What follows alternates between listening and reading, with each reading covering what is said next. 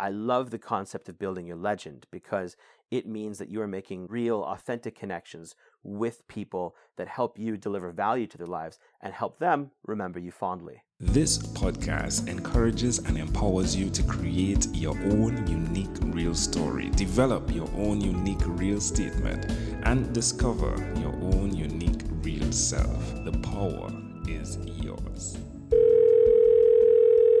Good night, Mo Waja. How are you doing on this wonderful, beautiful night? I'm doing really well. Angel. I am so happy to be able to join you on this podcast, have 12 minutes of excellent conversation. I'm stoked. I love it as well, my friend. Well, do tell us, what part of the world are you in right now? Right now, I am on the Danforth in downtown Toronto, Ontario, Canada. Sweet. And which of your talents is responsible for us connecting at this specific time in history?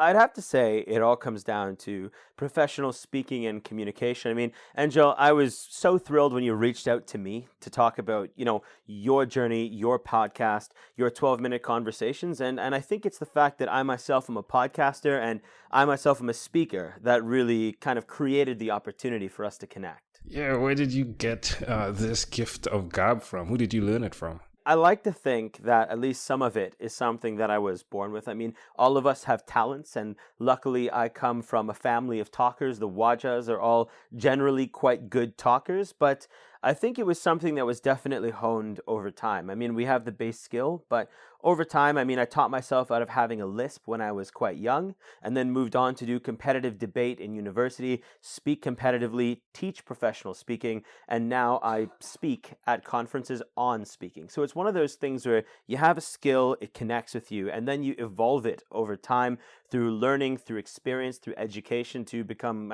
whoever you happen to be right now. Now, I got to listen to one of your podcasts, right? Well, the one you're currently doing, which is the Let's Talk Show podcast, and that was with an episode with the Minister of Finance. Mm-hmm. Amazing. I mean, you are very skillful. Like, I totally enjoyed that conversation. Why will you continue to be this guy? This guy that really dives into the information and into the souls of individuals. I think it's one of those things where learning has become this very, very institutionalized thing, and networking has become this very intentional, I want you to give me something kind of an experience. So education, a lot of the time, we go to an institution, we go to school, we go to university, and we learn a specific skill, and then we try to apply it in industry and then kind of absorb knowledge from everyone around us.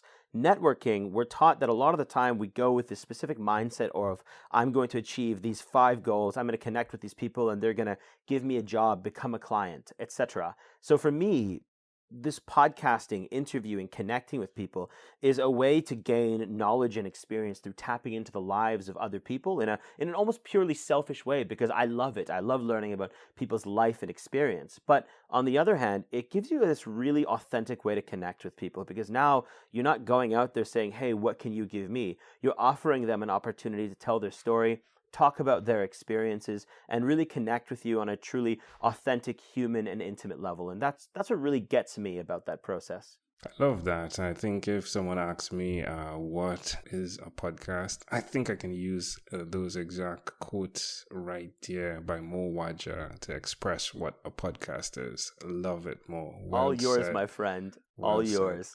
Well said. So where's the best place for someone that's listening to connect with you? I can connect on many places. All social medias. My handle is @IamMoWaja. I spend a lot more time than I'd like on Twitter nowadays. Spend a lot of time on Instagram, and on a professional level, which is where we connected, LinkedIn is always a great place to find me.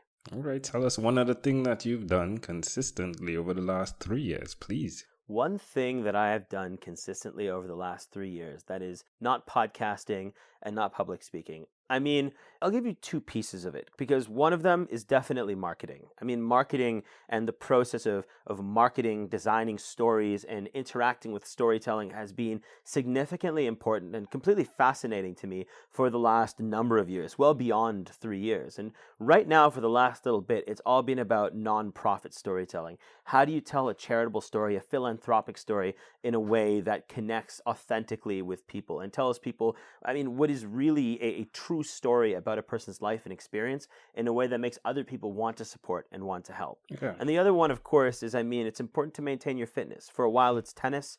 Currently, I'm into boxing, but it's always, I think, important to maintain that other aspect of your life. Are you a right-hander? Right-handed in tennis, left-handed in boxing. Amazing. Yeah, I see in your profile picture that right hand is up. I didn't know you were blocking. I thought you were posing. No, I feel you. No, it depends. It's a weird scene. I always am right-handed generally. Tennis and most other sports, it's all right-handed. But for some reason, when you get to things like archery or boxing or kickboxing or karate, it's always left-handed. All right. Well, amazing audience. Again, just to remind you, we're live with Mo Waja, and you can connect with him at Mo Waja. That's MOWAJA.com. Definitely available in the show notes. Clickable. Mo, let's switch gears for a moment. Let me invite you now into my time machine that is surrounded with beautiful, warm, blue Caribbean water. I love it. Mo, what's your earliest childhood memory? Ooh. I have to say, I think one of the ones that definitely stands out is just, the process of washing the car with Dad. That one sticks out to me significantly because it was something that, and I can't even tell you what age that is because, I grew up in North Bay, and that was something that we did quite frequently, which was, washing the car with Dad in the mornings, on Sundays, on the weekends. We'd always be a bit begrudging about getting up. But eventually we'd get out there, and that was always one of the pleasant times. You know what I mean? How do you see that memory more connecting to who you are today? It's one of those things where we always kind of create some sort of narrative around the experience that we're talking about in that moment. But I think that a lot of the times, one of the things that I definitely learned from my family was the importance of, working smart rather than just working hard. That's something that, my dad always said to me, there's an easy way to do it and a difficult way to do it. And I think that that's an important element for me that, I've always said in the working environment that I worship at the church of efficiency. And that's something that I've definitely kind of carried through in my working world. How do you get things done in the most efficient way possible while also the most effective way possible? So that's one that, we didn't just learn it through washing a car. We learned it through work at the cottage. We learned it through work around the house. My dad was very hands-on, or is very hands-on, I should say. So a lot of carpentry, a lot of woodwork. And at the moment, you're always like, I want to play my Xbox or play with my toys or do something else. But I think in retrospect, I at least see a lot of value in the lessons that we were taught, tough as some of them might have been. That's pretty intriguing. So what did you do? The tires first, or did you do the tires last? It depended. You always sprayed around the tires pretty early on in the game, and then you had to let that sit for a while you did the rest of the car. And then eventually you got back to spraying it off, and there was always this lovely black sheen around the rims of the tires. But you had to be careful because my dad has this really old BMW that he's had for the longest time. It's a beautiful, beautiful car, his pearl white BMW. So there was always that degree of trepidation around putting the stuff on the tires or anywhere else on the car, just to make sure, Definitely. I can see the value of that. My father is the exact same way.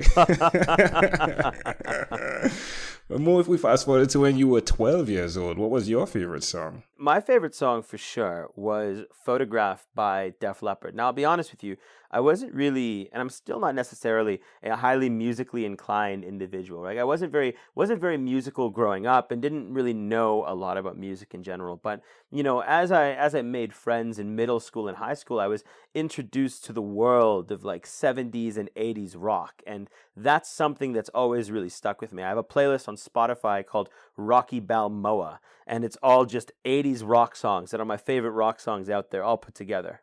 Love it. All right. Well, Mo, we've arrived at our destination. But before we get off of this time machine, there is a small declaration form. So it's yes or no. We're going to move pretty quickly here. Are you ready? 100%. I'm game. Mo, have you chosen someone to pass on your skills to? Not yet. Are you married? Very close to. Do you have children? Not yet. Do you believe in God? I believe in a higher power. Do you have an inner circle of friends? Definitely. Do you watch TV for more than 3 hours a day? Depends on the day. I'd say more than 3 hours per day collectively in a week for sure. All right. And what about the screen time? Is it more than 8 or less than 8 hours a day? Oh, a hell of a lot more than 8. I mean, in my defense, I am in marketing, and one of those things is social media marketing. Reading. How often do you read?